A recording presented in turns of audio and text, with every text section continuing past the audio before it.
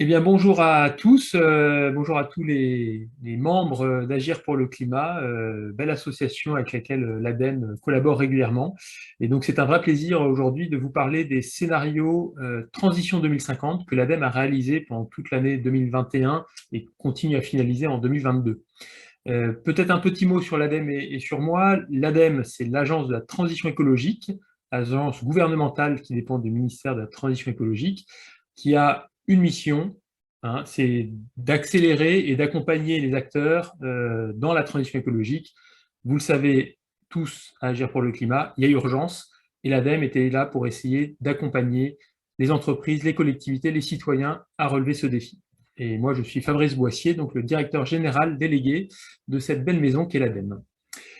Et donc, je vous propose aujourd'hui, là, pendant une demi-heure, trois quarts d'heure peut-être, de vous présenter les travaux réalisés et surtout d'essayer de vous inspirer, de vous donner envie d'aller voir, parce que c'est des travaux qui ont été très fouillés, et donc sur notre site internet ou sur d'autres ressources, vous pourrez trouver beaucoup de documents qui vous aideront à approfondir tous ces sujets. Eh bien, place à la présentation. Voilà, donc les travaux de l'ADEME qu'on appelait Transition 2050, choisir maintenant, agir pour le climat, rien à voir avec un nom d'association que vous pourriez connaître.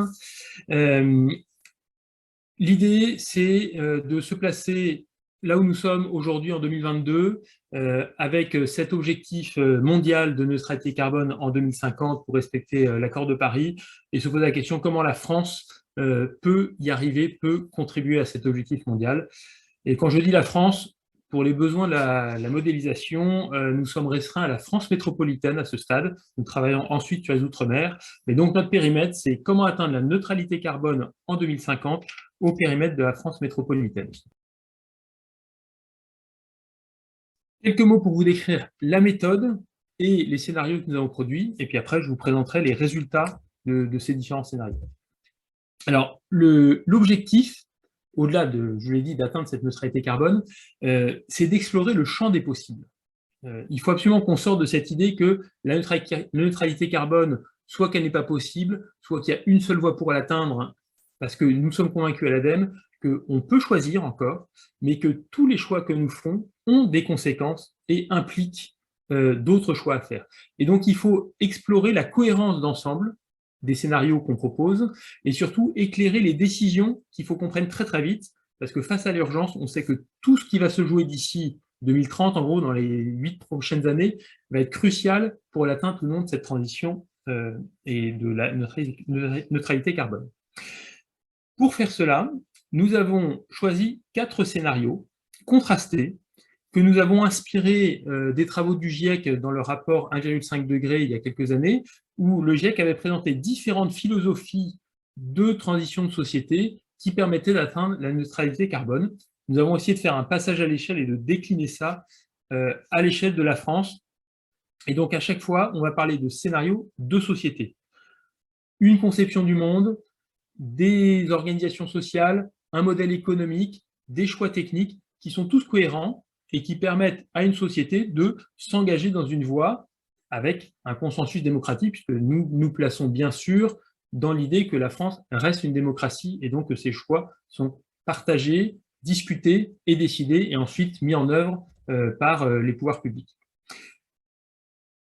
Ces scénarios, ce sont des scénarios qui parlent bien sûr d'énergie et de climat, puisque la neutralité carbone, c'est une question d'émissions de gaz à effet de serre, c'est une question de consommation d'énergie et du type d'énergie qu'on utilise, mais en fait, quand on tire la pelote, c'est beaucoup plus que ça. Il y a tout le sujet des puits de carbone, puisque pour arriver à la neutralité carbone, il faut compenser toutes les émissions du territoire national par de la capture de CO2, donc il faut regarder cet enjeu-là. Il faut prendre en compte le fait que le climat évolue et donc on doit s'adapter. Il faut prendre en compte le fait que nous vivons, nous déplaçons, nous mangeons, nous travaillons, nous habitons grâce à des ressources qu'on prélève sur l'environnement et que tous ces prélèvements sont liés aussi à nos choix énergétiques, à nos choix de société, que ces prélèvements ont pour conséquence des pollutions, et donc il faut regarder tout ça. Le bilan matière de nos scénarios, l'utilisation de la biomasse, quelles conséquences sur les sols, leur usage, leur pollution, la pollution de l'air, pareil. Et bien sûr, regarder les éléments plutôt sociaux, que sont l'économie. Donc, on va modéliser et évaluer les impacts macroéconomiques de nos scénarios, et bien sûr, les modes de vie, essayer de traduire concrètement, pour les Français dans leur diversité, qu'est-ce que ça peut vouloir dire, ces transitions. Et donc, ces visions contrastées, on va essayer de les raconter d'une manière cohérente d'un bout à l'autre et de les comparer entre elles pour ensuite proposer aux uns aux autres de se positionner, de choisir plutôt un type de scénario ou plutôt l'autre. Bien sûr, il n'y a pas que 4 scénarios possibles. Nous avons pris 4 qui nous paraissaient représentatifs de la diversité, mais on peut imaginer d'autres scénarios, et ça, c'est aussi l'imagination collective qui doit le faire avant de décider.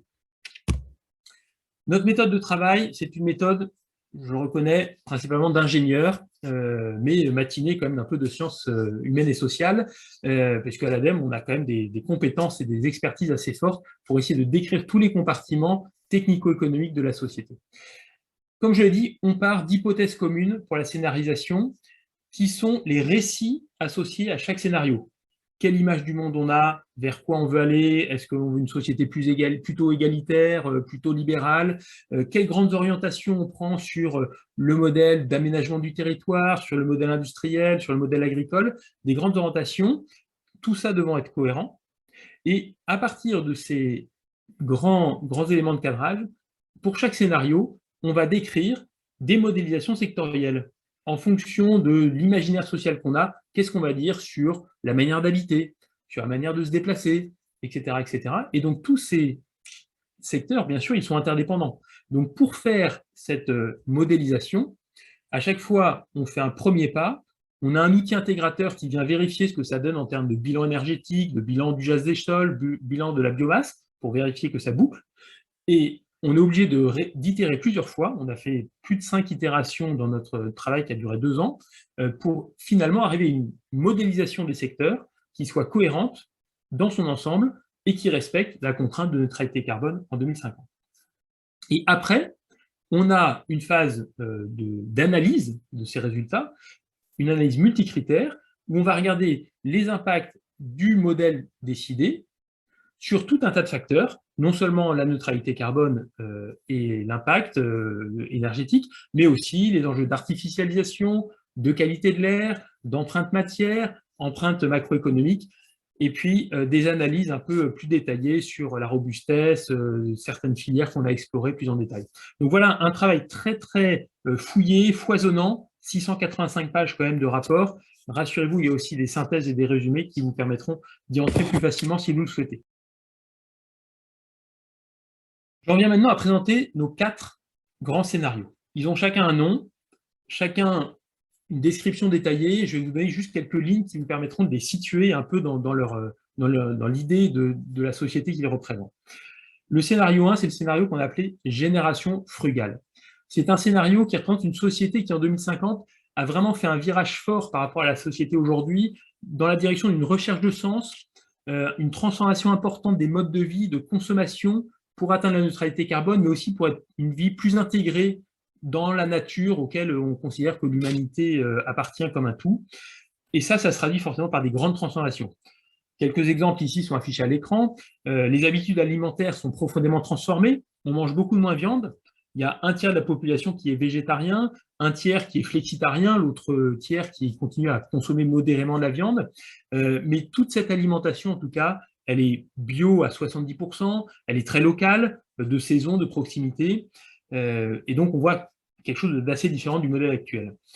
Si on parle de l'habitat, c'est un scénario où on a abandonné quasiment totalement en 2050 la construction neuve. On veut essayer de réintégrer, d'utiliser, d'optimiser les surfaces existantes, donc un gros programme de rénovation, un programme de réinvestissement des villes moyennes et des zones rurales. Les métropoles ne sont plus tendance, et on joue sur les changements d'usage. On réinvestit tous les logements vacants, on baisse le nombre de résidences secondaires progressivement, on réutilise des bureaux comme espace partagé ou comme espace de logement.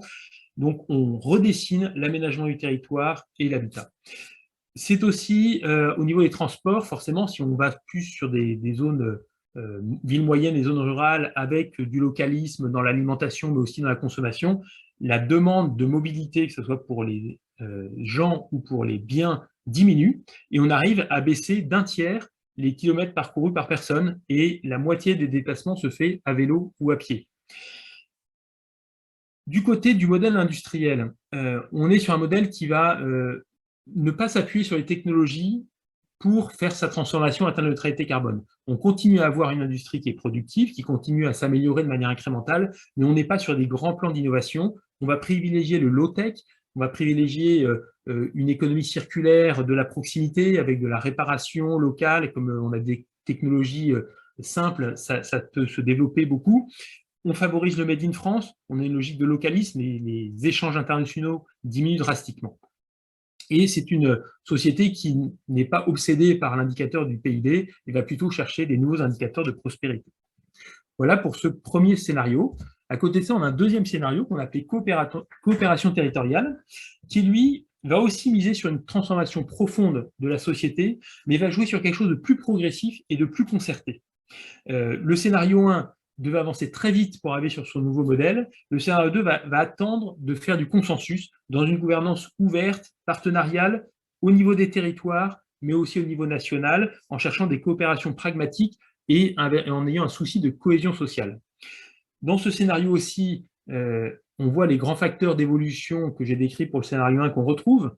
Baisse de la consommation de viande, mais de manière plus modérée, on a une division par deux, du développement du bio, de l'agriculture éco-responsable, des politiques aussi d'aménagement du territoire qui vont là pas aller aussi loin que dans le scénario 1, mais qui vont être pour des villes moyennes à un peu plus grandes ou petites villes, mais qui en tout cas vont se densifier en hauteur pour une logique du ville du quart d'heure, où tout est accessible, le travail, les commerces, les loisirs, à des gens qui habitent et de manière beaucoup moins diffuse que dans le scénario 1. La rénovation aussi est un axe majeur pour obtenir les objectifs de confort et de baisse des émissions liées à l'habitat. Du côté industriel, on va avoir un effort de réindustrialisation ciblé sur certains secteurs essentiels pour la réussite de la neutralité carbone autour d'une économie circulaire et qui permettent d'avoir à la fois une économie de l'éco-conception, de l'allongement de la durée de vie des produits, mais aussi des secteurs qui vont fournir du papier bas carbone, de la construction bois, tout ça qui permet d'avoir un modèle industriel qui reste dynamique par rapport au scénario 1, mais qui est en consommation beaucoup plus faible qu'aujourd'hui de matières premières vierges. Voilà pour ce deuxième scénario. Je viens maintenant au troisième scénario, qui lui s'appelle technologie verte. Comme son nom l'indique, autant dans les deux premiers scénarios, on voyait qu'on jouait beaucoup sur les leviers de transformation sociale pour transformer notre société vers la neutralité carbone. Là, ce scénario va plutôt miser sur l'innovation technologique orientée au service de l'efficacité énergétique, de la décarbonation pour atteindre cette neutralité carbone. On est dans un modèle qui se rapproche plus du modèle économique et social d'aujourd'hui. On reste sur une forte attractivité des métropoles, un fort développement d'innovation poussé par une régulation qui favorise l'émergence de nouvelles idées, qui favorise leur diffusion, donc un modèle assez proche du modèle libéral qu'on connaît aujourd'hui, mais bien sûr en ayant orienté, grâce à une planification d'État, ces innovations vers l'atteinte de la neutralité carbone. Et donc, notre société évolue aussi dans ce scénario. On a aussi un système alimentaire agricole qui change. La consommation de viande baisse aussi. Elle baisse déjà tendanciellement, mais ça s'accélère un peu. On essaie de développer un peu d'agroécologie, mais on a quand même un modèle agricole qui s'appuie aussi sur des filières agroalimentaires proches de celles d'aujourd'hui, mais qui ont fait l'effort d'augmenter leur performance environnementale. On intensifie l'exploitation des forêts, la valorisation de la biomasse pour répondre aux besoins énergétiques, aux besoins de matériaux, aux besoins de la chimie. On est dans une logique, effectivement, où sur l'habitat, on va plutôt miser sur la déconstruction, reconstruction que la rénovation. Ça permet de réaménager ces grandes métropoles de manière plus rationnelle, de supprimer les passoires thermiques. Tout ça en apportant aussi plus de confort à nos concitoyens. Voilà pour ce troisième scénario. Un petit mot peut-être sur les transports. On est dans ce scénario, la demande de transport augmente légèrement, on est à plus 13%, parce qu'on a modéré un peu la dynamique actuelle d'augmentation des transports, et on l'a aussi optimisé avec des transports qui sont beaucoup plus sobres en énergie, ce qui permet que ça rentre dans l'équation finale.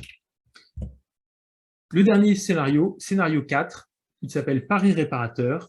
Pourquoi? Parce qu'en fait, il fait le choix de maintenir au maximum nos modes de vie d'aujourd'hui avec un consumérisme très fort, avec la volonté d'avoir le minimum de contraintes sur les citoyens au niveau de la consommation, et donc de laisser au deuxième plan les impacts environnementaux. Et fait le pari que le développement des technologies permettra de trouver des solutions pour corriger ces impacts. Donc voilà, on ne joue pas trop sur la prévention, mais plus sur la réparation des impacts. Par rapport au troisième scénario, le scénario, j'ai dit, on oriente l'innovation vers la poursuite de la neutralité carbone. Là, on est plutôt sur un scénario qui va laisser libre cours à l'innovation, mais pas du tout orienté. Donc, ça va développer le métaverse, des usages nouveaux de tout un tas de matériaux innovants, la consommation de viande artificielle, par exemple. Voilà. Donc, partout où on peut innover, on innove dans une logique de répondre aux attentes des consommateurs. Dans ce scénario, eh ben, les grandes tendances actuelles, pas forcément les meilleures en termes d'environnement, se poursuivent. Étalement urbain, augmentation de la consommation de matières premières, la consommation d'énergie diminue bien sûr parce qu'il y a des efforts d'efficacité tendancielle, mais elle diminue beaucoup moins que dans les autres scénarios. Et du coup, la solution pour atteindre la neutralité carbone, c'est de mettre en place du captage de CO2 massif. Et comme le potentiel de captage de CO2 dans les industries est limité, on est obligé d'aller jusqu'à faire du captage de CO2 dans l'air, procédé qui consomme beaucoup d'énergie avec une efficacité faible. Donc ce scénario arrive quand même à atteindre la neutralité carbone, mais avec des technologies, notamment le captage de CO2 dans l'air, qui ne sont pas encore éprouvées ni démontrées complètement. Vous l'aurez compris, chacun de ces scénarios a des défis et aucun n'est facile. Dans les deux premiers scénarios, il faut faire évoluer nos modes de vie, alors très rapidement dans le premier, donc ça c'est une contrainte sur la société qui, on le sait, peut avoir des impacts sur les clivages sociaux, voire des révoltes sociales. Dans le scénario 2, on veut miser sur le consensus, mais ça prend du temps, et peut-être ça peut prendre trop de temps, et donc mettre à mal le scénario tel qu'il est prévu. Dans le scénario 3, où on a une logique d'innovation mais orienté vers la neutralité, et ben la question c'est comment est-ce qu'on va réussir à tenir cette ligne de crête entre les progrès technologiques, la baisse des consommations, comment éviter les effets rebonds pour que le scénario 3 aboutisse effectivement à la neutralité carbone. Et puis le quatrième scénario a son défi majeur, hein, c'est le pari technologique de trouver des technologies qui résoudront les problèmes sans changer nos modes de vie. Pour autant, ces quatre scénarios, ils ne sont pas sur une droite unidimensionnelle. Parce qu'en fait, il y a différents leviers qui sont actionnés et ils sont sélectionnés différemment par chaque scénario. Donc en fait, il faut les voir dans un espace pluridimensionnel et on ne peut pas dire qu'il y en a un qui est le moins quelque chose et l'autre le plus quelque chose. Parfois, ça varie. Et donc, vous avez la 4 des leviers importants qui ne sont pas les seuls. Hein. J'aurais pu mettre des choses plus sectorielles comme les logiques sur le bâtiment, de rénovation ou des logiques industrielles. Là, on est resté plutôt uniquement sur la partie énergie-carbone. Quatre grands leviers, la sobriété, hein, on essaie de revoir nos besoins pour qu'ils aient un impact moindre sur l'environnement, l'efficacité énergétique, à même service rendu, on essaie de diminuer la consommation d'énergie, aller vers des énergies décarbonées, renouvelables ou nucléaires, et puis utiliser les puits carbone, naturels ou artificiels. Et donc le premier scénario, c'est un scénario qui va mettre le paquet sur la sobriété, le paquet sur les puits carbone, mais qui va finalement peu mobiliser les leviers d'efficacité d'énergie décarbonée. Le scénario 2, lui, va être plus équilibré, il va prendre un peu dans tous les leviers. Le scénario 3, lui, va faire un peu de sobriété, mais dans une bien moindre mesure, et va avoir un usage équilibré des trois derniers. Et puis le scénario 4 va miser tout sur des énergies décarbonées et des puits carbonés. Voilà, donc ces leviers d'action vous montrent que il faut vraiment rentrer dans le détail des scénarios pour bien comprendre leur philosophie et ne pas se contenter de dire c'est le 1, 2, 3, 4, et c'est dans un ordre sur une droite. C'est beaucoup plus compliqué que ça. D'ailleurs, on n'aurait peut-être pas dû leur mettre des numéros. Maintenant, je vais essayer de vous donner la vision globale de ce qu'on peut tirer des scénarios que j'ai décrits rapidement, là, mais bien sûr qu'on a étudié en détail. Alors, je viens maintenant aux grands enseignements qu'on peut tirer de ces scénarios. Et puis après, je parlerai de quelques interrogations qu'on peut avoir, parce qu'il s'agit d'alimenter le débat, donc il ne faut pas arriver qu'avec des réponses, mais aussi arriver avec des questions. Alors, premier enseignement, c'est que la neutralité carbone, ça sera difficile. On ne peut pas laisser la bride à tous nos comportements actuels. Quel que soit le scénario, même le quatrième, il doit faire un effort pour trouver la solution à la neutralité carbone. Deuxième élément, qui n'apparaît pas forcément sur le graphique que je vous présente ici, qui présente les émissions en 2050, c'est qu'il faut agir très vite. Parce que c'est une chose d'être neutre en carbone en 2050, mais ce qui compte pour le climat, c'est tout ce qu'on émet dans l'atmosphère jusqu'en 2050. Et là, ce qu'on voit, c'est que les scénarios qui jouent sur les transformations sociales permettent d'aller plus vite au début, et donc de baisser la somme des émissions jusqu'en 2050. Le scénario 3 et surtout le scénario 4 arrivent à une neutralité, mais de manière un peu retardée, et donc ça joue aussi sur la qualification des impacts sur le climat. Mais dans tous les cas, même dans le scénario 3 et le scénario 4, il faut agir tout de suite, parce que pour avoir des technologies matures déployées en 2050, eh ben, il faut l'innovation, elle doit avoir lieu maintenant, le temps de trouver les solutions, de les prototyper, de faire les premières commerciales, jusqu'à les déployer partout pour que ça ait un effet de masse, ça prend du temps. Et donc, par rapport à tout ce que je vous ai dit, à la fois dans la description des scénarios et ce que je vous dis là, en fait, quand je vous parlais en disant que les scénarios ne sont pas sur une seule droite, ils n'ont quand même pas tout à fait le même statut. En fait, on regarde le scénario 1 et le scénario 4, apparaissent quand même des bornes dans certaines directions. Le scénario 1, c'est une borne en fait au niveau social et de son risque de clivage social. Comment est-ce qu'on crée de la désirabilité d'un tel scénario rapidement dans un contexte démocratique? Et il suppose que la France ait décidé de s'imposer des normes assez strictes, parfois même des quotas, et ça, on ne voit pas bien comment on peut le faire très vite. Et donc, pour y arriver, on imagine qu'il y a forcément besoin de tirer l'élastique, alors soit sur une pression sociale, soit des événements extérieurs qui viennent accélérer la décision, avec le risque d'avoir des ruptures sociales. Et donc, on pense que dans ce scénario, on a tiré l'élastique de la sobriété jusqu'à la frugalité au maximum, et que si on va au-delà, on risque de casser l'élastique. Voilà. Donc, c'est un peu une limite du possible dans la direction de cette frugalité.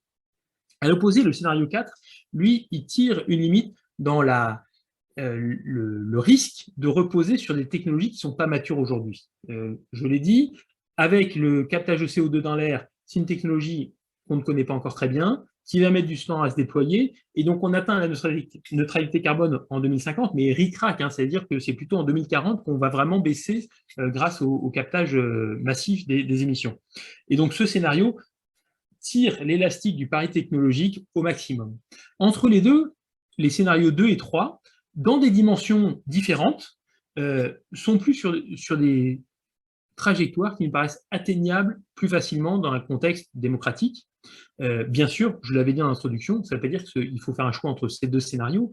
Il y a d'autres scénarios qui peuvent être choisis, pourvu qu'ils aient leur cohérence d'ensemble. Je fais un petit zoom sur le graphique que vous avez à l'écran. Vous avez sur la barre de gauche, c'est les émissions de carbone actuelles, 445 millions de tonnes équivalent CO2, et le captage dans les puits biologiques. Hein, les forêts, les systèmes agricoles captent encore chaque année du carbone, heureusement, ça permet de baisser un peu notre bilan d'émissions.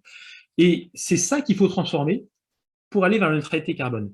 Vous voyez que dans tous les scénarios, il faut baisser drastiquement les émissions. Division par 6 ou par 7 dans les 3 premiers scénarios, division plutôt par 4 dans le dernier. Et donc, ça veut dire que, bien sûr, les technologies, les modèles de consommation doivent évoluer fortement. Et puis, sous la barre du zéro, vous avez les puits de carbone.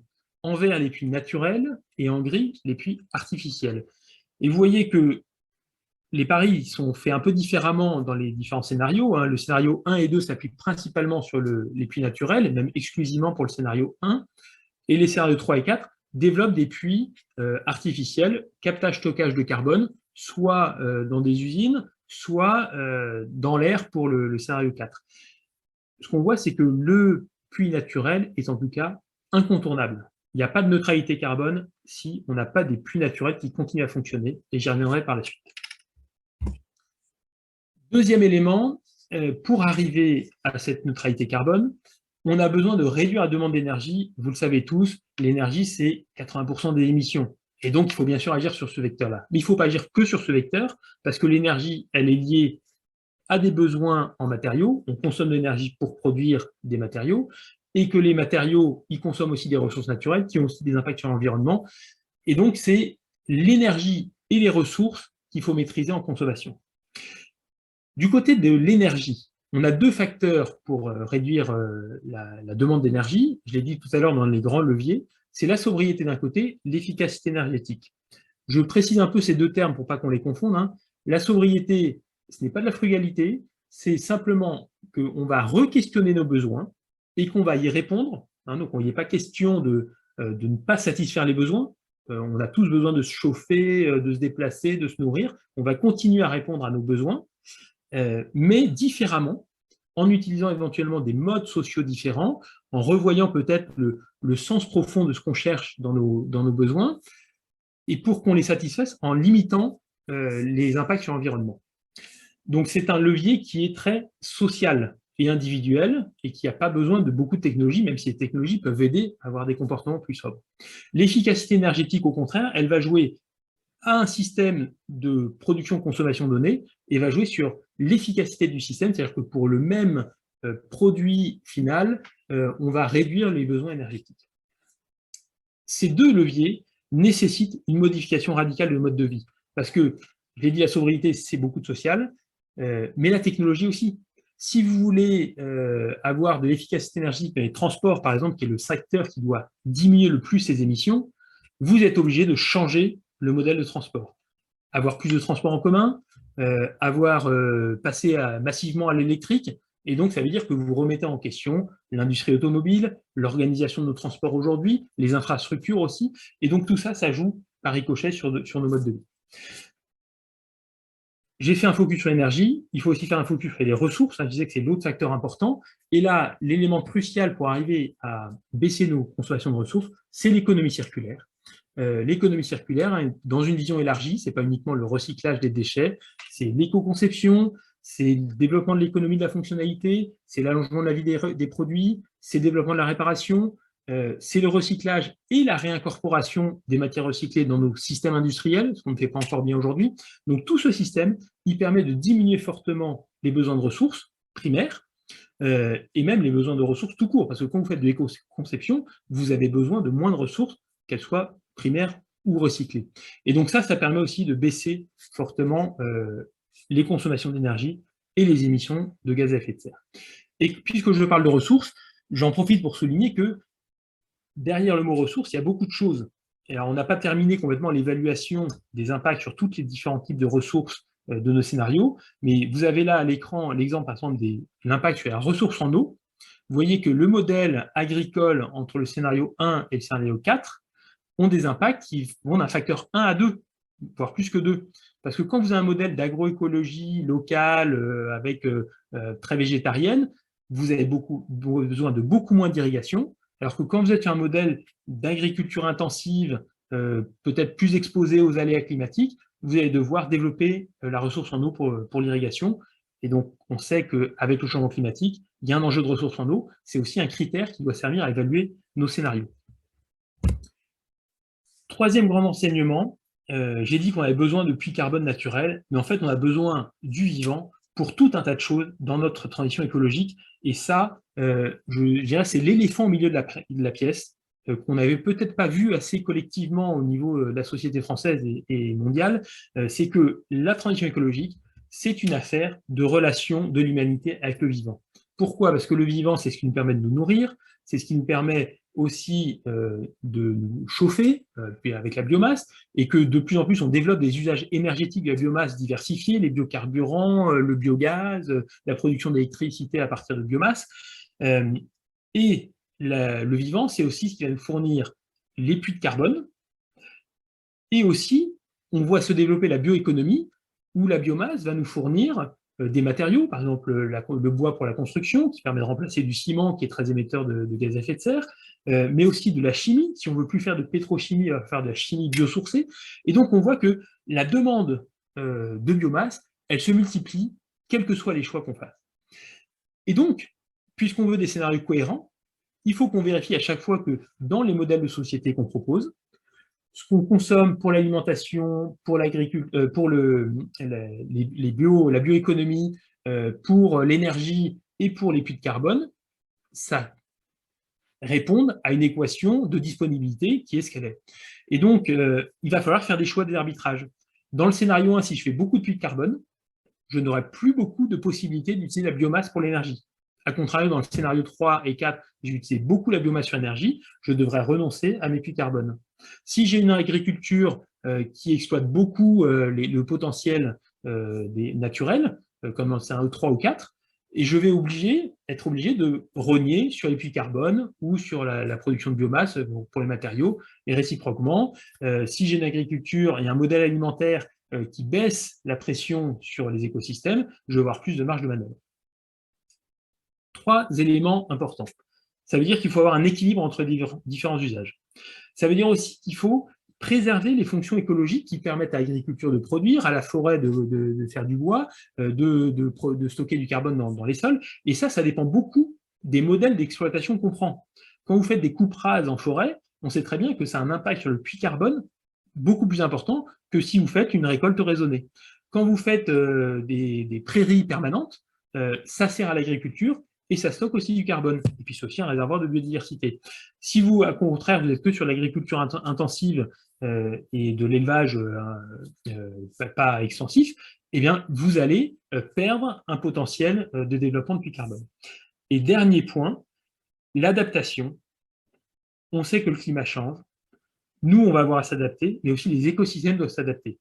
Et les forêts, l'agriculture, ça s'adapte difficilement, surtout les forêts, parce que les arbres, ils ne peuvent pas bouger. Et donc, on voit déjà des forêts décimées par des parasites liés au changement climatique, des espèces qui sont plus adaptées au nouveau climat et qui dépérissent.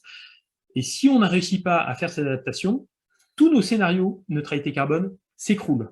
Que ce soit le 1, le 2, le 3 ou le 4, ils s'écroulent tous si on n'arrive pas à avoir des écosystèmes qui fonctionnent. Donc, une urgence dans la transition écologique, il faut prendre en compte cet enjeu de l'adaptation des forêts et de l'agriculture. J'en viens maintenant, puisque j'ai donné quelques enseignements un peu sous forme d'affirmation, je voudrais changer un peu d'angle d'approche et de parler des enseignements en termes de problématiques qu'on propose de mettre au débat. Je vous ai dit qu'on avait fait 4 scénarios pour montrer qu'il y avait des choix possibles. Nous avons fait l'effort de ne pas nous positionner en disant l'ADEME préconise tel ou tel scénario, parce que ce qu'on souhaite, c'est qu'il y ait un débat démocratique et qu'il y ait des choix collectifs qui soient faits pour une mise en œuvre rapide. Et c'est maintenant. Pourquoi on publie ça en 2022? Parce que 2022, c'est à la fois une grande échéance démocratique, et c'est aussi, depuis la loi énergie-climat, le moment où on va devoir mener un débat national sur la stratégie énergie-climat de la France, donc pas seulement l'électricité, hein, toute l'énergie, toute la stratégie nationale bas carbone, tout le plan d'adaptation au changement climatique. Donc c'est quelque chose de très global, et ceci devra faire l'objet d'une loi avant juillet 2023, hein, c'est la loi énergie-climat de 2021 qui le dit. En juillet 2023, il faut que le Parlement se prononce pour définir la stratégie française énergie-climat qui sera ensuite déclinée au niveau réglementaire par la stratégie nationale bas carbone, la programmation pluriannuelle d'énergie, et par le plan d'adaptation au changement climatique. Et donc, dans cette phase de délibération, voilà, on propose 5 problématiques qui nous paraissent incontournables. La première, c'est la question de la sobriété. On a toujours refusé de dire qu'il y avait un scénario sobre dans nos scénarios. Les gens disaient, ah oui, le scénario 1, c'est le scénario sobre. Non, c'est pas du tout ça. La sobriété, je vous l'ai montré tout à l'heure, elle est mobilisée dans les 3 premiers scénarios. Un seul scénario ne la mobilise pas, c'est le 4, et je vous ai dit qu'il était vraiment à une limite du monde possible en termes de tirer l'élastique sur la technologie. Et donc, ça veut dire que de toute façon, on devra se poser la question de la sobriété. On ne sait pas comment on va y répondre, mais il faudra se poser la question de la sobriété et répondre jusqu'où on veut aller et comment on veut faire la sobriété. Encore une fois, je l'ai dit tout à l'heure, la sobriété, ce n'est pas se priver, c'est répondre différemment à nos besoins aujourd'hui. Quand on fait du télétravail, on fait de la sobriété et on ne travaille pas moins bien. Enfin, en tout cas, si on fait du télétravail modérément. Voilà, simplement, on a réinterrogé le besoin de travail, on s'est dit, l'étape de transport, elle n'est pas forcément essentielle toujours, et donc je peux peut-être gagner en dépenses énergétiques et en impacts environnementaux sur cet aspect-là. Et il se trouve qu'en général, on trouve qu'on gagne aussi en confort de travail et en confort de vie. Donc voilà un exemple où la sobriété, c'est du gagnant-gagnant. Et il y a plein d'autres exemples comme ça. Donc cette sobriété, il faut se poser la question, comment est-ce qu'on va la déployer?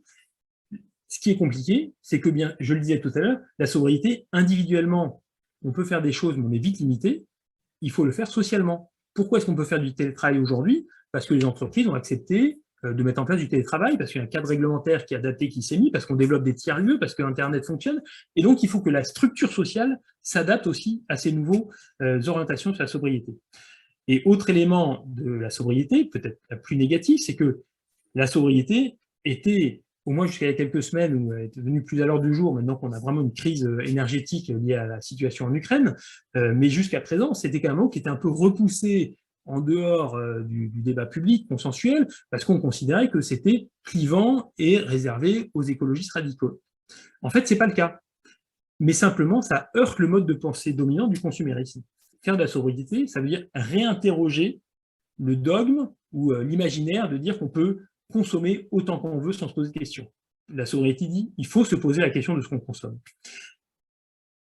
Et donc, il faut y réfléchir avec des leviers qui peuvent être la modification des imaginaires, notamment via la publicité qui joue forcément, au travers du consensus social qu'on peut trouver et qui doit nécessairement mobiliser la question des inégalités.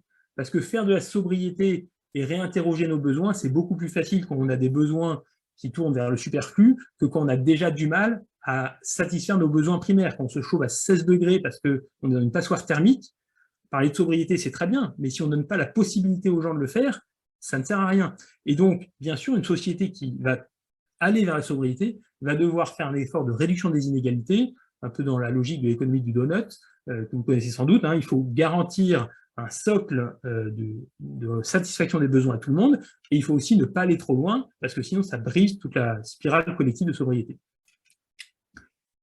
Deuxième question que nous posons, cette sobriété que j'évoquais tout à l'heure, on peut dire très bien, mais si on consomme moins, l'industrie française va péricliter, et donc c'est du chômage de masse, et donc de la décroissance, et donc ça ne peut pas aller. Donc la question qu'on a posée, et vous verrez en conclusion, j'apporterai quelques éléments de réponse là-dessus, c'est est-ce que la sobriété est dommageable pour l'industrie française? Et en tout cas, quel est le nouveau modèle industriel qu'on va chercher? Et en fait, il n'y a pas de scénario avec un modèle industriel qui reste le même qu'aujourd'hui. Quels que soient les scénarios, on va devoir changer de modèle industriel. Dans les scénarios 1 et 2, donc qui jouent beaucoup sur la consommation, ça veut dire que l'industrie va devoir revoir son modèle d'affaires, elle ne va plus vendre les mêmes choses. On va chercher des produits de qualité, durables, qui sont réparables, donc une économie de la réparation qui va se mettre en place, une économie de l'éco-conception, l'économie de la fonctionnalité, une économie circulaire aussi très forte. Vous avez là le graphique qui montre le taux d'incorporation des matières premières recyclées dans l'industrie, donc c'est-à-dire dans les matières premières qu'utilise l'industrie, quel pourcentage provient du recyclage? Dans le scénario 2, c'est 80%. Et ça, on a vérifié, c'était possible. On a fait des bouclages matières complets qui montrent que c'est possible. Donc, c'est complètement à l'opposé de ce qu'on a aujourd'hui. Donc, il faut développer une industrie du recyclage, de la préparation des matières secondaires et puis de leur réincorporation. Vous voyez des modèles industriels très différents d'aujourd'hui. Mais dans le scénario 3 et le scénario 4, même si on a l'impression que c'est plus proche de ce qu'on vit aujourd'hui, vous voyez que l'économie circulaire elle est fortement développée, 60% de réincorporation dans le scénario 3, et que de toute façon, on n'est pas sur une logique de volume. Même dans le scénario 3 et 4, la production industrielle, elle se stabilise ou est en légère baisse. Et les défis industriels, là, ils portent surtout sur le fait qu'on doit décarboner la production, puisqu'on n'a pas beaucoup décarboné la consommation, et donc décarboner la production, ça veut dire revoir notre investissement industriel. Les équipements deviennent obsolètes. Une aciérie qui fonctionne au charbon, c'est obsolète dans 20 ans. Une raffinerie de pétrole, c'est obsolète pour faire de la chimie, parce qu'on va devoir chercher de la chimie biosourcée. On va devoir revoir tous nos systèmes énergétiques, où il y a beaucoup encore d'efficacité énergétique possible dans l'industrie, et donc changer nos moteurs, changer nos lignes de production, chercher aussi à gagner sur l'efficacité matière, Et puis enfin, passer des énergies fossiles aux énergies renouvelables, donc avoir plus d'utilisation de la biomasse dans l'industrie, aller s'alimenter avec de l'énergie éolienne, solaire, capter le CO2 et le stocker. Tout ça, c'est de nouvelles technologies qui font qu'il y a un mur d'investissement devant nous. Et donc, quel que soit le scénario, il faut des plans d'investissement sectoriels. Une transition qui permet de préparer la suite.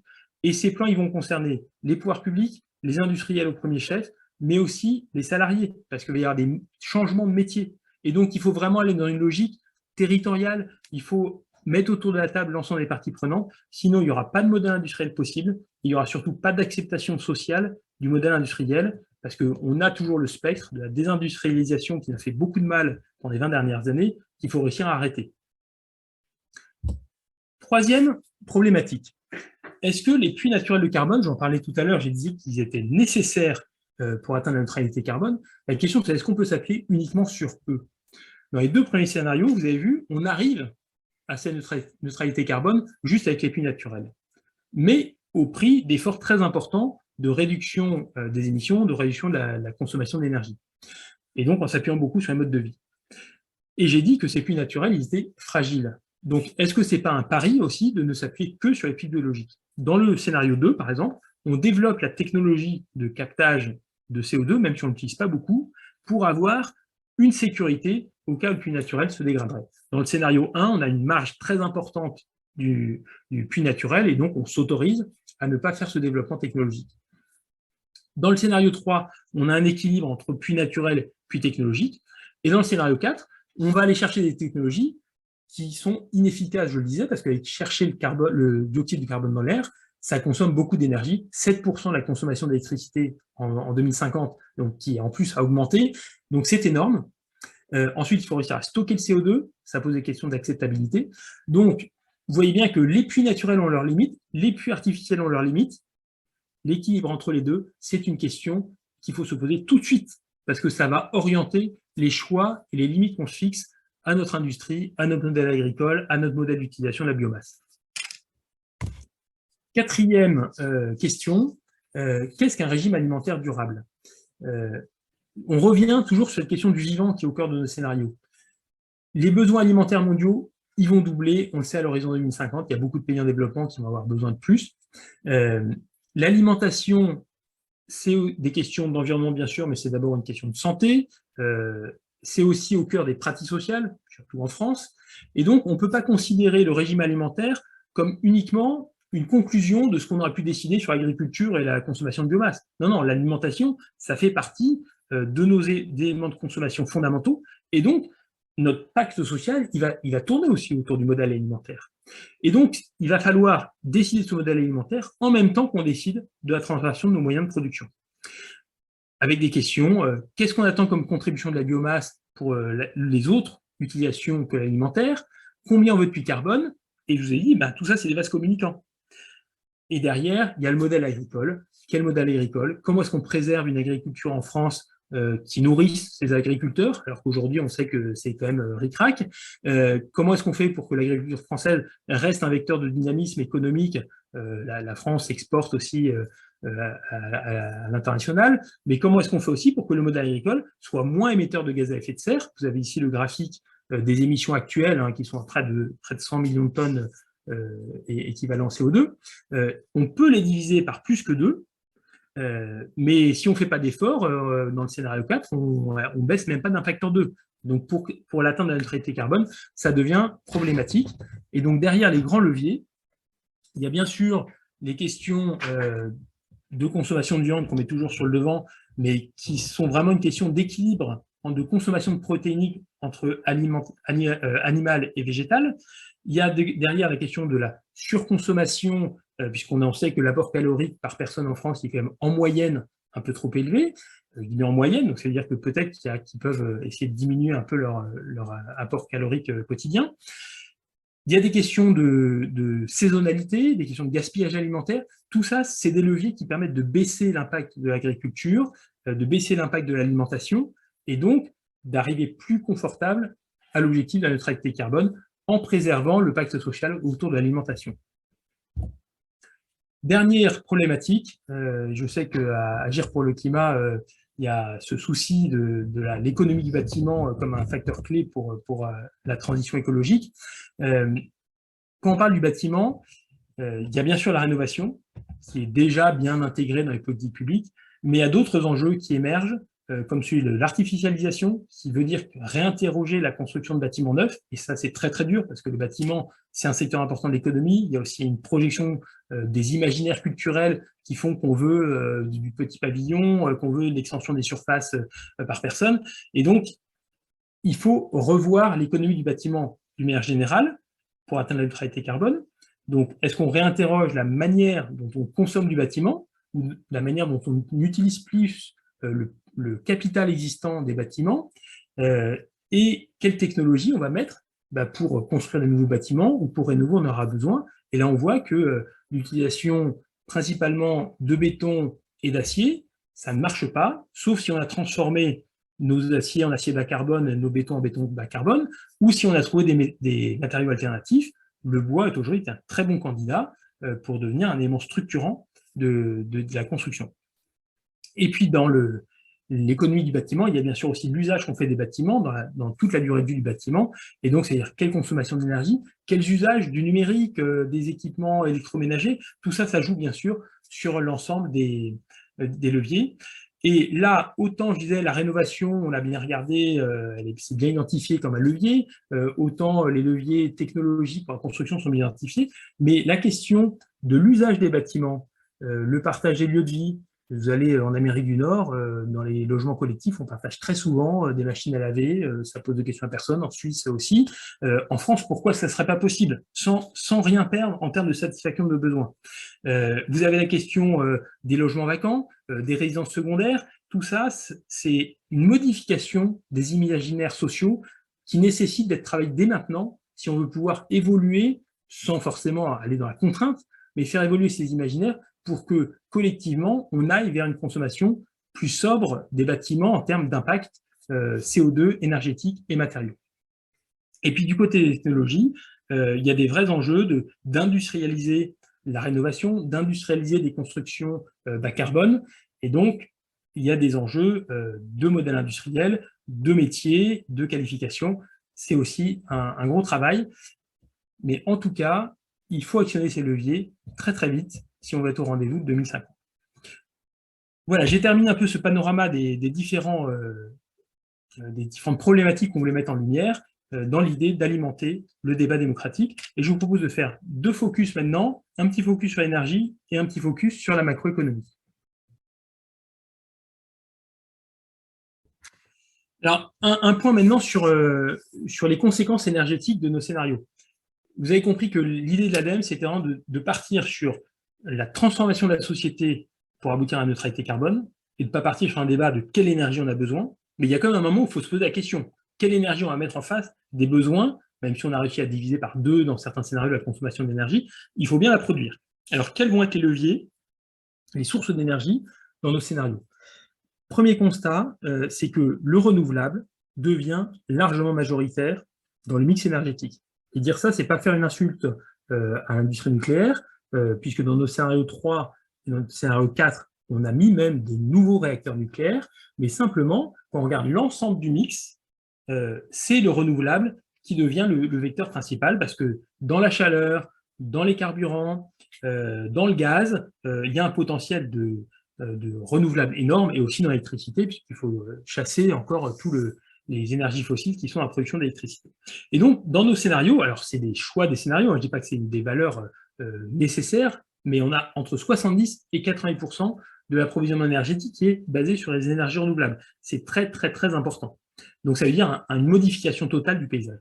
Alors, si on fait un petit focus sur les différents vecteurs, dans tous nos scénarios, on est sur des scénarios d'électrification, parce que l'électricité est un vecteur déjà qui est assez facilement, on peut développer du renouvelable assez facilement avec l'éolien, le photovoltaïque, que l'électricité permet de décarboner certains usages qu'on a du mal à décarboner, je pense au transport, quand on place de l'électricité à la place de moteurs à explosion, à la fois on fait de l'efficacité énergétique, mais on va aussi utiliser une énergie qui peut être produite bas carbone, alors que le carburant, lui, était fossile. Et donc, on arrive à des entre 40 et 56%, 56% c'est dans le scénario 4, de part de l'électricité dans le mix énergétique. Alors pour autant, cette part elle augmente, mais comme la consommation d'énergie diminue, suivant les cas, on va voir une évolution de la consommation d'électricité qui est soit en baisse dans le scénario 1, soit à peu près stable par rapport à aujourd'hui dans le scénario 2, soit en hausse modérée dans le scénario 3, où on arrive à peu près ce qui est au scénario central des prospectives de RTE, à autour de 650 TWh de consommation, et soit en hausse dans le scénario 4, parce que comme en plus il faut faire marcher le captage du CO2 dans l'air, on consomme beaucoup plus, et donc là on est plutôt sur 800 TWh d'électricité, au-delà même de l'hypothèse haute de RTE. Donc voilà un peu sur ce volet de l'électricité. Le gaz, il compte, même s'il baisse dans la part de la consommation, en fait, on a encore un talon de consommation de gaz. Pourquoi? Parce que avec la méthanisation, avec tout le biogaz, qui peut être aussi fait par pyrogazéification dans certains scénarios, avec le gaz de synthèse, on peut avoir du gaz décarboné. Pourvu qu'on baisse drastiquement notre consommation, puisque aujourd'hui, on est en gros à 450 TWh par an, et le potentiel de gaz renouvelable, il se situe plutôt entre 130 et 180. Donc, si on baisse la consommation de gaz, on réussit à le décarboner massivement, jusqu'à 88% dans certains scénarios, et là, on peut s'appuyer sur le gaz, qui a des vertus aussi de facilité de stockage par rapport à l'électricité, qui permet de compléter le mix énergétique. Autre élément qui change beaucoup, c'est la chaleur, avec le développement des pompes à chaleur massifs, avec le développement des réseaux de chaleur, qui permettent de déployer aussi des énergies renouvelables hors réseau. Les carburants liquides, on sait qu'aujourd'hui, c'est soit carburant fossile, soit biocarburant. Carburant fossile, on n'en veut plus. Biocarburant, on est limité fortement par la biomasse disponible. Du coup, la demande de carburant va être obligée de diminuer fortement dans les transports, électrification, passage à l'hydrogène, mais on aura besoin de biocarburants encore dans certains secteurs difficilement décarbonables autrement, notamment l'aviation, et donc on a une offre en biocarburant qui continue à se développer pour satisfaire les besoins. Voilà à peu près pour dresser le panorama énergétique global, et je vais faire un petit zoom maintenant donc, sur l'électricité. Vous voyez ici ce que je vous disais tout à l'heure, illustré avec les consommations électriques et puis la part de l'électricité dans le mix et l'utilisation dans les différents secteurs. J'avais dit que le scénario 3, c'était à peu près le tendanciel de RTE, enfin le scénario central de RTE, le scénario 4 qui était bien au-delà. Je précise que le scénario 2 correspond à peu près en niveau de demande au scénario sobriété de RTE. Et du côté de la production, on a modélisé des parcs de production électrique. Et vous avez ici, ces graphes qui sont un peu complexes, mais je vous laisse le temps de les regarder. Dans chaque scénario, on regarde quelle est la part des différentes technologies renouvelables, photovoltaïque, éolien principalement, et en nucléaire, entre le nucléaire historique et du nouveau nucléaire. Je précise que sur le scénario 3, nous avons fait deux hypothèses, puisque le scénario 3 est un scénario où on développe des technologies avec de la planification nationale qui permet de faire de l'innovation forte, mais on ne peut pas tout développer en même temps, et donc on a fait deux choix alternatifs. Un, dans le scénario 3, ENR offshore, où ça va être l'éolien offshore qui va être le principal vecteur pour satisfaire l'augmentation de la demande d'électricité, en gardant le nucléaire historique, mais sans développement de nouveaux nucléaires. Et le scénario 3 nucléaire, qui va développer certes de l'éolien en mer, mais de manière limitée, en particulier pas beaucoup d'éolien flottant, et donc va lui s'appuyer plutôt sur du nucléaire, du nouveau nucléaire, donc des nouveaux EPR, pour satisfaire la hausse de la demande. Qu'est-ce qu'on voit dans ces scénarios? Développement massif du renouvelable, avec les différentes technologies, du photovoltaïque au sol et en toiture, donc pour minimiser les impacts, mais c'est plus cher en toiture qu'au sol, de l'éolien en mer et à terre, c'est moins cher à terre et c'est complètement éprouvé technologiquement, mais il y a des limites à l'acceptabilité. Donc, on doit quand même aller vers l'éolien en mer. Et plus on a besoin d'électricité, plus on doit aller vers de l'éolien en mer. Et puis, du côté du nucléaire, on a besoin du nucléaire historique pour gérer la transition pour attendre que les autres technologies se développent et puis que la consommation baisse dans le scénario 1 notamment. Et on a besoin de prolonger certaines centrales historiques. Et dans les scénarios 3 nucléaires et scénario 4, on va développer du nouveau nucléaire pour satisfaire à l'augmentation de la demande. Donc voilà des mix énergétiques qui sont très variés, des mix électriques qui sont très variés, mais avec quelques constantes qui sont parfaitement cohérentes avec les conclusions de RTE dans ces rapports sur le besoin de développer les renouvelables, sur le besoin d'avoir de l'éolien en mer, sur la question du nucléaire aussi qui doit être prolongé. Du point de vue de l'évaluation économique, on a évalué l'économie de ces systèmes électriques, à la fois sur la production, mais aussi sur les coûts de réseau, sur les coûts de flexibilité, et on arrive au graphique suivant qui présente le coût complet, donc c'est-à-dire la somme de ce qui est dépensé chaque année pour produire et consommer l'électricité, annualisé entre aujourd'hui et 2050. Ce qui n'est pas très surprenant, c'est que le coût total, il est globalement proportionnel à la consommation d'électricité. Plus je consomme, plus ça coûte cher au global. Et ce qu'on voit aussi, c'est que dans les scénarios 3 entre ENR ou nucléaire, finalement, le choix de la technologie a un impact relativement limité en matière de coût global. Alors là, je dois faire une petite précision par rapport au scénario RTE, qui arrive globalement à la même conclusion, mais avec un différentiel plus prononcé à l'avantage du nucléaire entre le développement ENR ou le développement nucléaire. C'est parce que nous avons fait, nous, dans notre hypothèse sur le coût de financement du nucléaire, une hypothèse de financement par du privé, et donc avec une demande de rendement sur les capitaux plus élevée que ce qu'a fait RTE, qui s'appuyait sur une organisation publique du financement de ce nouveau nucléaire. Et donc, dans le scénario RTE, le nucléaire arrive un peu plus bas qu'il apparaît là, mais ça ne change pas fondamentalement les grandes conclusions. Sur cette question des coûts, la question qu'on peut se poser aussi, c'est est-ce que le coût rapporté au mégawattheure, donc le coût de la consommation, est le même dans tous les scénarios? Et là, en fait, on voit que ça va dépendre, qu'il y a des scénarios qui sont plus optimaux que d'autres. Le scénario 4 veut consommer tellement d'électricité qu'il est obligé d'aller chercher des gisements moins productifs, et donc ça coûte plus cher, notamment l'éolien coûte plus cher, le photovoltaïque coûte plus cher parce qu'on va chercher les moins bons gisements, et du coup, ça renchérit le coût au mégawattheure consommé. Le scénario 1, lui, il est dans la situation inverse, c'est qu'il a les meilleurs gisements, mais il doit maintenir un réseau électrique important, il doit développer des flexibilités parce qu'il a beaucoup de renouvelables et donc il doit gérer des systèmes de stockage, et ça coûte cher, et c'est des coûts fixes. Alors, le scénario 2, lui, il apparaît un peu comme un optimum à terme sur le prix au mégawattheure, parce que les coûts de réseau sont bien mutualisés avec une consommation suffisante, et puis en termes de ressources qu'on va chercher, on est sur l'optimum, on n'a pas à aller chercher des ressources un peu plus chères, comme dans le scénario 3, on va aller chercher de l'éolien en mer massivement, et donc ça lui permet d'avoir un coût qui, d'ici 2050, va baisser de 12%, donc c'est pas négligeable, après une hausse quand même, parce que la phase d'investissement dans les 10 premières années est importante. Et le scénario 3, que ce soit nucléaire ou offshore, arrive un peu entre le scénario 1 et le scénario 2, avec une baisse des coûts, mais plus modérée que le scénario 2. Donc voilà un peu pour cette évaluation un peu économique du système électrique, mais j'insiste encore une fois, c'est juste un focus sur une sous-partie du système, et ce n'est pas l'objet des principales de nos scénarios de neutralité carbone. Voilà, vous avez là ce que je vous ai décrit à l'oral sur l'évolution des coûts. Vous voyez là le scénario 4 qui apparaît le plus cher à la fin, le scénario 1 avec une stabilité après une hausse, et les scénarios 2 et 3 qui, eux, voient leurs coûts tendanciellement baisser.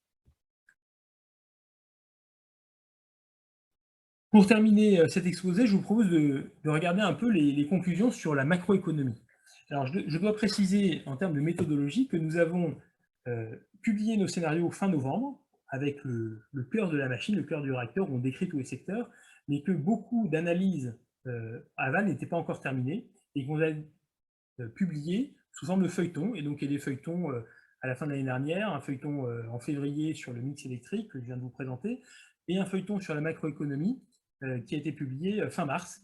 Et donc, c'est ces résultats très récents que je vous présente là, qui permettent d'éclairer un peu les enjeux économiques associés aux différents scénarios.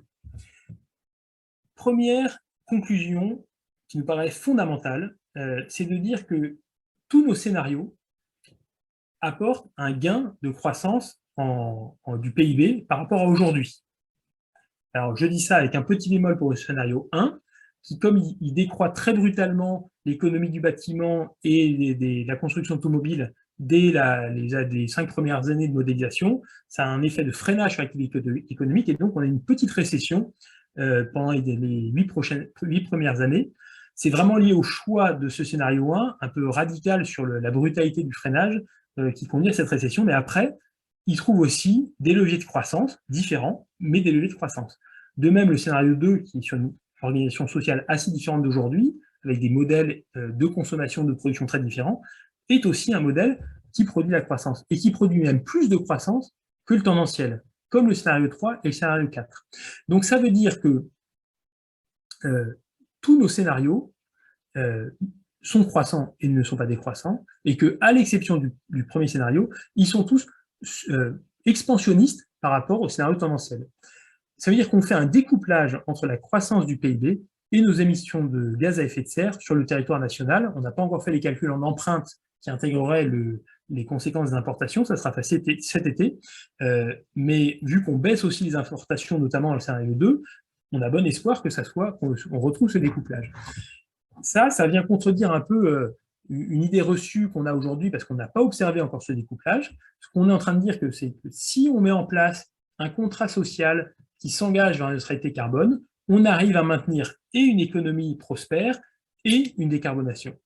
Mais le préalable, c'est bien sûr d'avoir fait ce contrat social vers la décarbonation.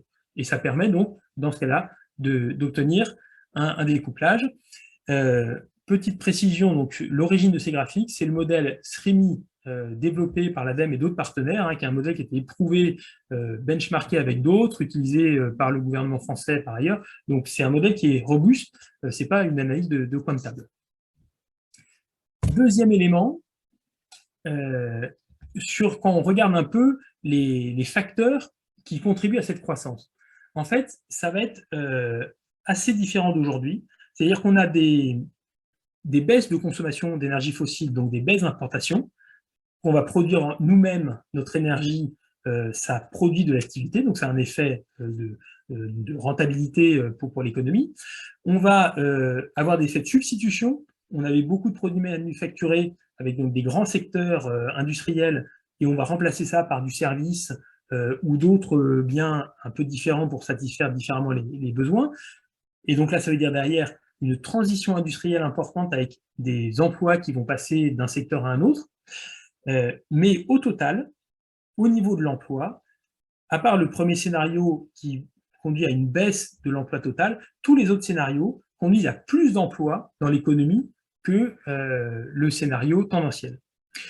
Et enfin, quand on regarde le revenu disponible des ménages, c'est-à-dire de quoi disposent les ménages une fois qu'ils ont payé leur facture d'énergie et qu'ils ont remboursé leurs emprunts liés à la rénovation énergétique ou à l'achat de véhicules, on voit que ce revenu disponible des ménages, il augmente fortement par rapport au tendanciel dans les scénarios 2, 3 et 4, et qu'il augmente encore plus dans le scénario 2, puisqu'on arrive à 2 000 € supplémentaires par personne et par an de revenus disponibles. C'est énorme. Et un peu moins, mais quand même de manière significative, autour de 1 000, 1 500 € dans le scénario 3 et 4. Donc, on est en train de montrer là que la transition écologique, la question, ce n'est pas la croissance ou la décroissance. 2, le PIB, ce n'est pas forcément le bon indicateur pour mesurer ce qu'on veut mesurer, c'est-à-dire la performance d'une économie pour aller vers la neutralité carbone. Et 3, ça veut dire qu'il va y avoir des transformations profondes de l'économie, qu'il faut s'y préparer et qu'il faut les accompagner. Il y a des vrais enjeux de justice sociale, de risques de clivages sociaux aussi associés, des enjeux d'accompagnement, formation des salariés dans leur vie. Et ça doit s'organiser, ça doit faire partie du débat de la transition écologique dès maintenant. Dès maintenant, parce que sinon, on se retrouve dans des impasses, comme on l'a montré quand on a fait une hausse de la taxe carbone qui a conduit aux gilets jaunes. On ne peut pas regarder que le volet environnemental sans regarder le volet social de la transition. J'ai essayé de vous brosser un rapide parcours dans les scénarios de l'ADEME. J'espère que vous aurez compris notre intention, qui est de fournir matière à penser pour le collectif social qu'est la France. Et donc, Agir pour le climat, vous êtes une ONG qui représente des gens, vous avez à vous emparer aussi de ce matériau, vous avez à le digérer et en faire ce que bon vous semble. Je dirais, nous, on n'a pas de position dogmatique, on ne veut pas imposer quelque chose, on veut proposer quelques pistes de réflexion et on souhaite par-dessus tout que tous les acteurs travaillent pour y répondre, se documentent, aillent chercher d'autres éléments. Je ne dis pas que nos modèles sont tous parfaitement exacts. Dans nos rapports, vous verrez, on a bien précisé à chaque fois les limites de ce qu'on a fait. Mais en tout cas, il y a matière à penser dans tout ça. Je vous renvoie sur nos ressources qui sont sur Internet avec des infographies faciles d'accès pour discuter de manière très ouverte avec tout un chacun, un résumé exécutif et une synthèse pour les gens qui veulent aller un peu plus de manière approfondie, et puis ceux qui s'intéressent à des éléments sectoriels peuvent aller dans notre rapport complet et dans les feuilletons. Il y a un sommaire interactif qui permet d'aller directement, si on veut regarder le bâtiment, les transports, l'hydrogène, vous pouvez y aller et regarder un peu ce qu'on a décrit et rentrer un peu dans le cœur de la machine. Voilà, donc notre objectif, c'est que tout ceci soit diffusé, qu'il serve pour les prochains débats démocratiques. Les présidentielles sont bientôt derrière nous, mais les législatives qui arrivent, et surtout, je le disais tout à l'heure, pour le grand débat en amont de la loi énergie-climat qui doit être votée en juillet 2023. Nous avons un an devant nous pour débattre ensemble de la France que nous voulons, une France neutre en carbone, qui reste prospère et qui reste aussi une France où il fait bon vivre.